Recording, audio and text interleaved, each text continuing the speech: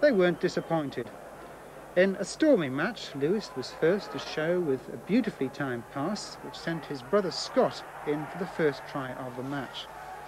Wakefield led 8-0, but then Stirling hit back with a beautifully judged kick, which opened up the Trinity defence, and it was Stirling who sent a trialist winger away for Hull's first try.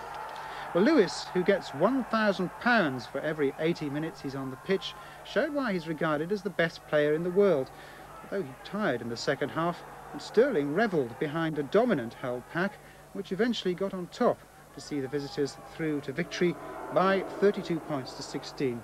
Afterwards, both players said how much they'd enjoyed the game. Their only complaint, they felt the cold. So no wonder Stirling had moved indoors when I spoke to him today. Well, I thoroughly enjoyed the game. It was my first experience with an English club, and I'm always very happy to be involved in a win, and I certainly enjoyed playing with the Hull guys, and think I will do for the next 2 months.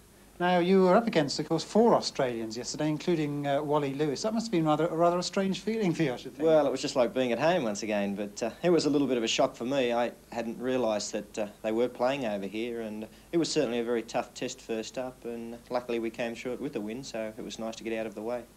What are the main differences, do you think, in club rugby league over here compared with the Australian game? Well, obviously the conditions are much different. The grounds, even the ball that we use over here is different to Australia.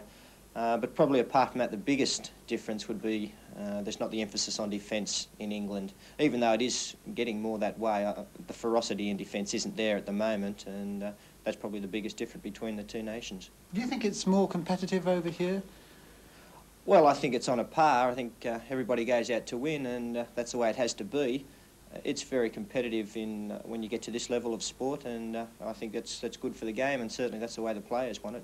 No one goes out to lose. And what about the following of the game? Is it greater in this country, do you think? Well, that was one of the attractions with coming to Hull. I play for Parramatta in Sydney, and they probably have the staunchest supporters in Australia, and I think that applies to the same with Hull. And we average probably a similar gate, so I like playing in front of big crowds, and that was one of the reasons why I chose Hull. I think the support is tremendous in both countries. And let's not forget the other half of Hull.